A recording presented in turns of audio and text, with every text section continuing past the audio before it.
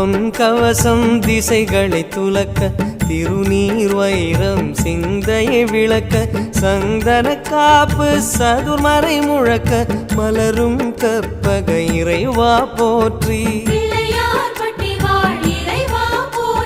கலியுகம் காக்கும் கணபதி நாதா வலம்புரி நாதா அபயம் அபயம் அபயம் அருளும் இறைவா போற்றி